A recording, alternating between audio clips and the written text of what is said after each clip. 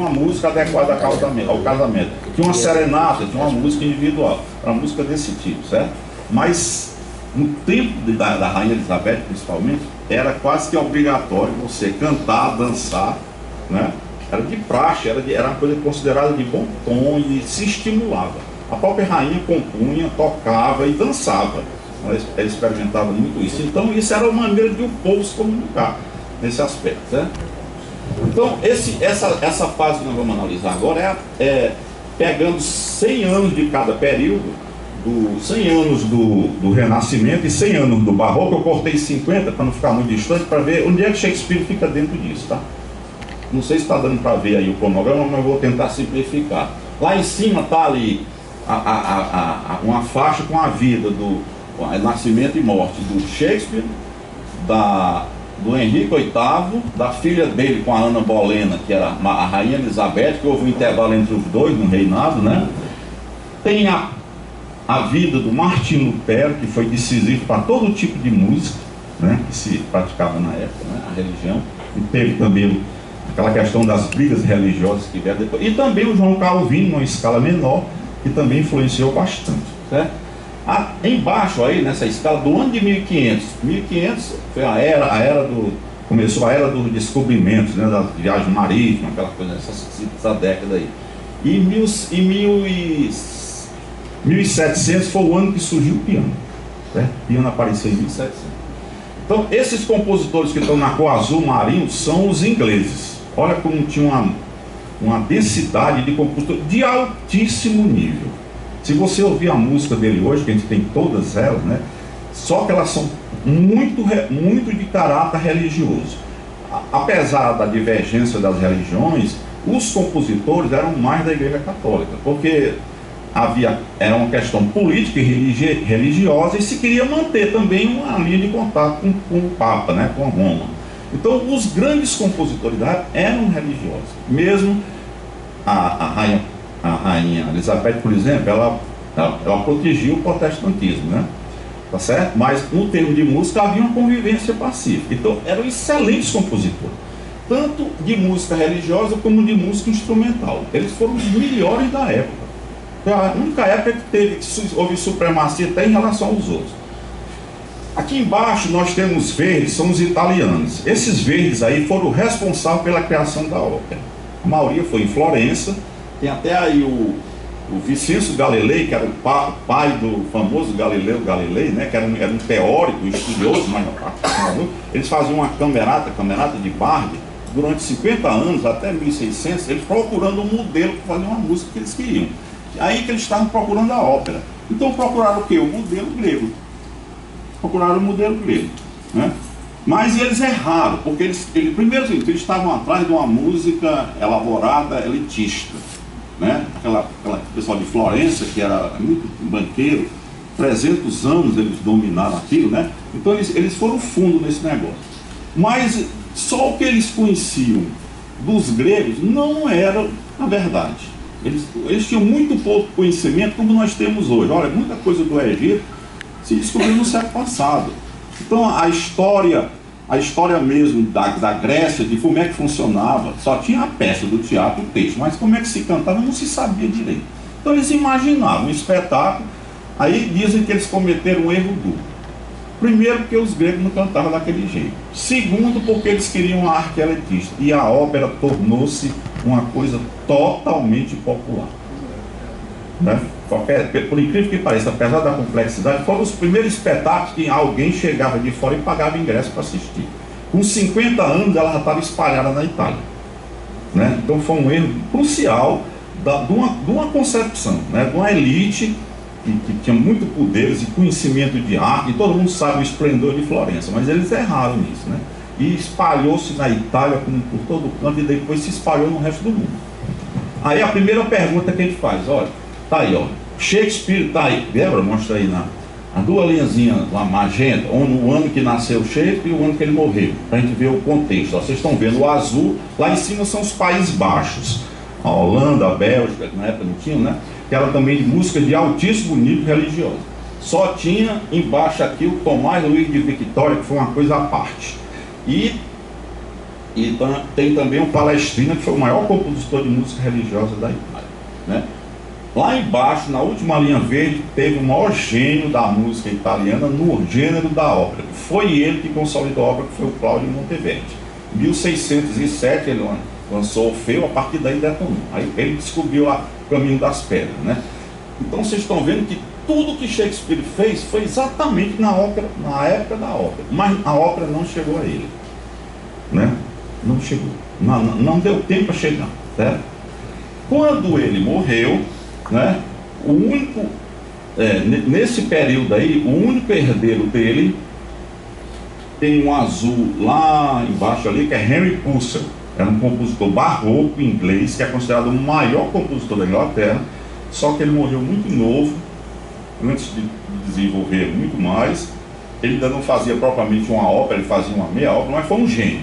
Mas o fato de ele ter morrido estancou, certo? Então a ópera morreu na Inglaterra, né? As peças de Shakespeare, em relação à música, também deixaram de aparecer, certo? Domenico Scarlatti fez uma peça baseada em Hamlet, mas não era o Hamlet do Shakespeare, era da fonte do Shakespeare. E só isso, nada mais, certo? Então, 100 anos depois, ele já, do ponto de vista musical, já não se falava mais nele, embora no teatro se continuasse representando as peças dele. Bom, os instrumentos musicais da época de Shakespeare eram os instrumentos medievais, todo mundo conhece, eram instrumentos que não formavam orquestra, eram mais para acompanhamento individual, né? Tinha o saltério, que hoje deu origem ao piano, que era, em vez de ser uma corda beliscada, era mais percutida, né? Quem foi na Hungria tem um cimbalom, que é um instrumento que eles usam com um martelinho, que lembra muito o piano, né? Aí não tinha violino, era a rebeca, né? A viola, o alaúde, que era de origem muçulmana, né? Então eram os instrumentos da Idade Média, servia para aqueles acoplamentos, mas uma coisa não tinha muita lógica musical. No período renascentista já começou a melhorar, né? Apareceram os teclados, aí embaixo era o virginal, que era uma espécie de cravo mais simples, que pertencia à rainha Elizabeth, ela tocava, era compositora. O rei Henrique VIII era compositor brilhante também, certo? E já tinha instrumentos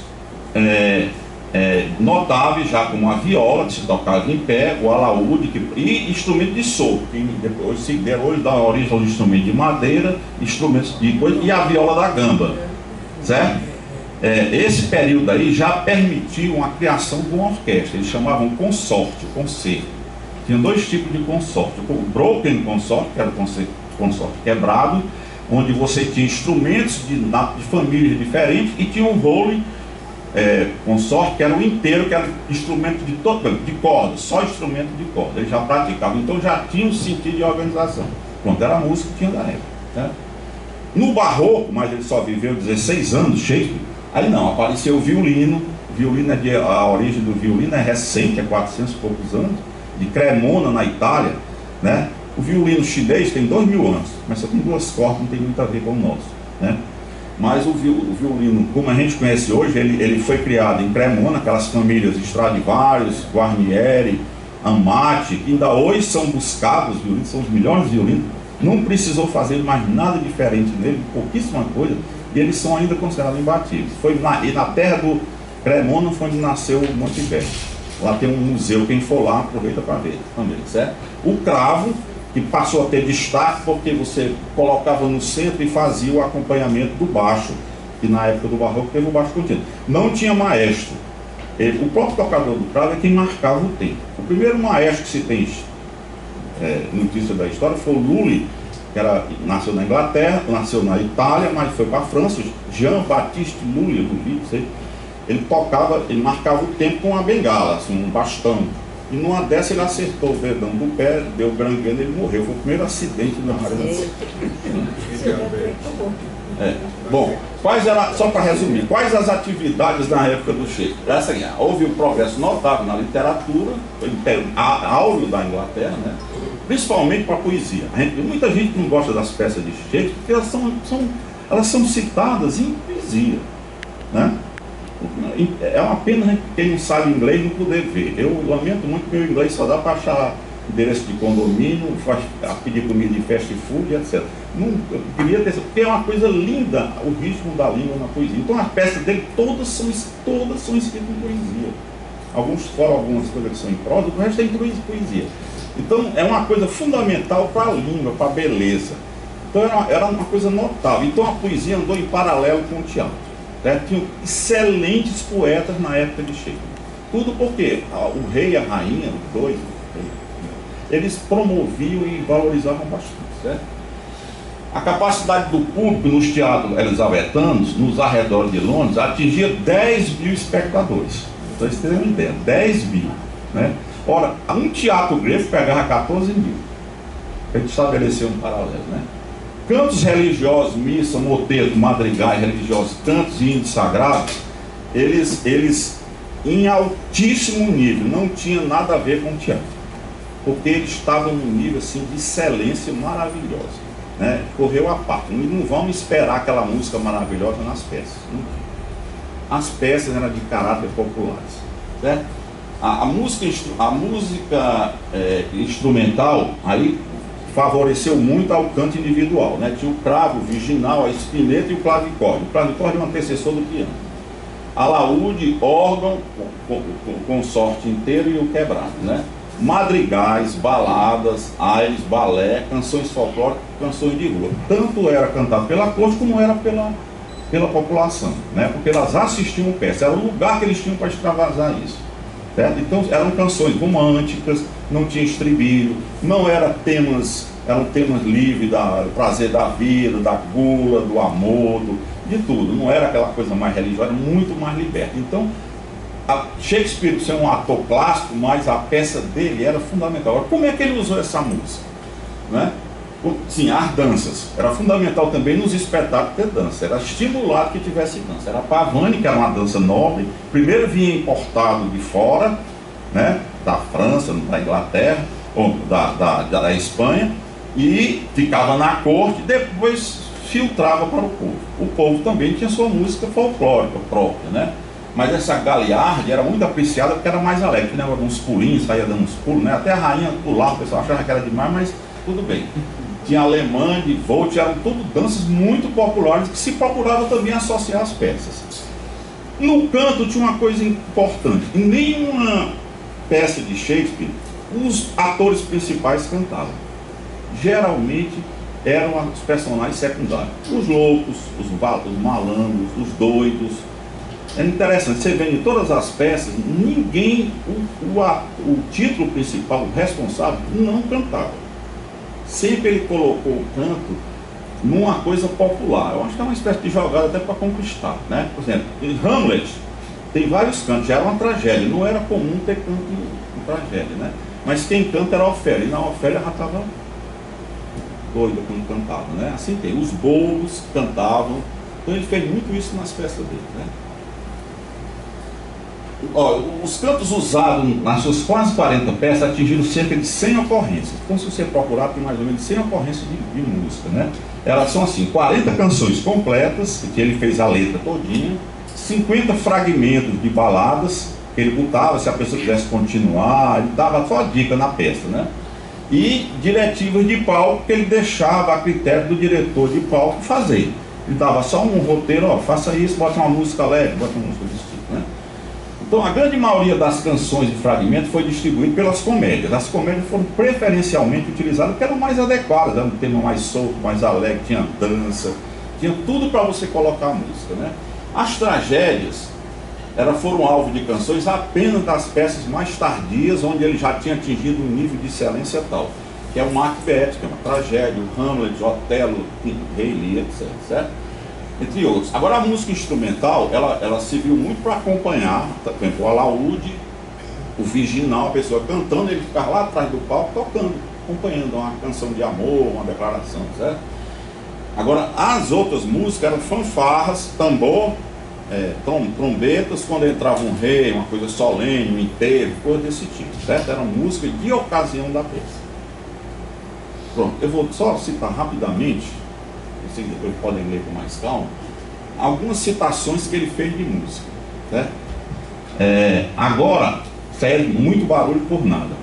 Agora, a área divina já está com a alma em êxtase. Não é estranho que tripas de carneiro possam fazer sair as almas dos corpos dos homens. Tipo lá tem uma frase dessas sobre a música, né? Belíssima história, né?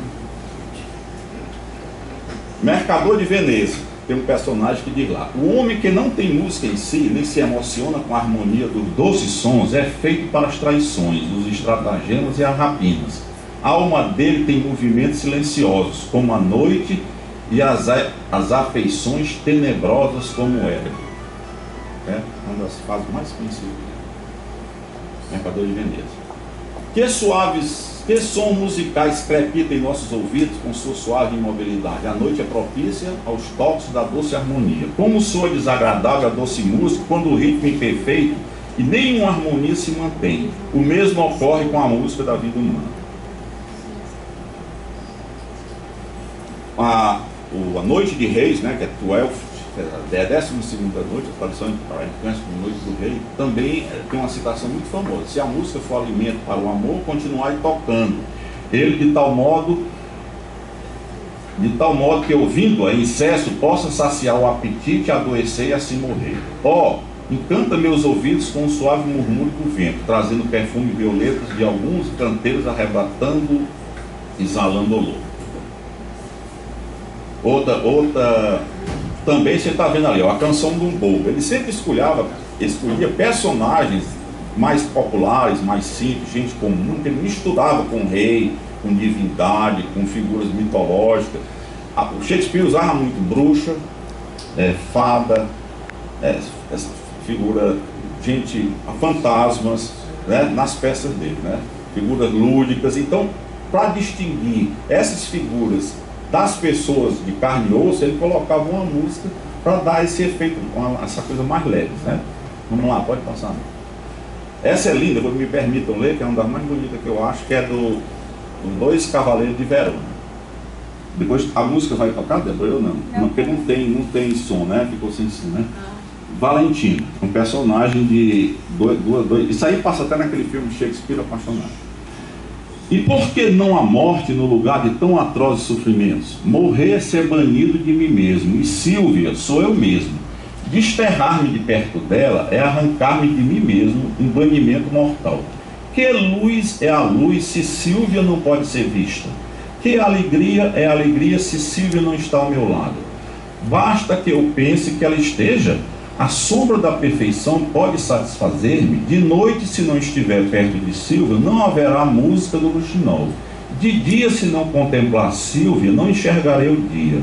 Ela é minha essência, não posso viver sem ser alimentado, iluminado, protegido, sustentado na vida e por sua influência benfazeja. Não fujo da morte, fugindo da sentença da morte. Permanecendo eu aqui, só espero a morte, mas fugindo daqui, eu fujo da vida. E aí tem a Sílvia, não? Não está tocando. Mas não dá nem para mostrar. Tem umas músicas que eu coloquei, mas como não está o som ligado, que é a música que... Para essa música aí, o Schubert fez uma música. Quem é Sílvia? Um dos leads mais famosos do Schubert, né? É porque o slide tem som aí, né? A gente tinha marcado para trazer, mas não deu certo, né? Então, eu vou colocar como recomendação para que vocês possam ver, porque é uma coisa belíssima. Essas peças do Shakespeare, essas escritas isso deu margem a que vários compositores botassem essas músicas depois ao longo do tempo. Para vocês terem uma ideia, os estudiosos calculam que tenha 20.000 músicas feitas. 20.000 músicas feitas sobre essas peças. Sobre essas 100 músicas, né, ou 40 inteiras, tem mais de 20.000 músicas compostas. Aí chegou em várias escalas, né? Então, a Tempestade também, que é uma peça lúdica, a última peça tem Ariel, que é uma personagem, tem um Caliban, que é um monstro. Então são belíssimas músicas, né? Vamos para frente. Aqui a gente não pode ouvir, vamos passar, né? Canção Todo o Tempo, vá. O Sonho de uma Noite de Verão também está cheia disso, né? Essa é do encerramento da peça, que é aquele bichinho de Puck, que tem um chifre, né? Que canta no final. Essa palestra também a gente preparou para depois, se tiver um complemento, a gente trazer os exemplos mostrando a música, certo? Porque não dá para fazer as duas coisas, né? Bom, do mesmo jeito o Henrique IV. O Henrique IV é um drama histórico, mas ele tirou um personagem popular que foi o mais famoso, talvez, na peça dele, que é o Faustão, né? Que era um beberrão, mulherengo, cantava de vantagem, mas um dos personagens mais queridos na literatura inglesa. Então ele aparece aí maravilhosamente bem. Vamos lá.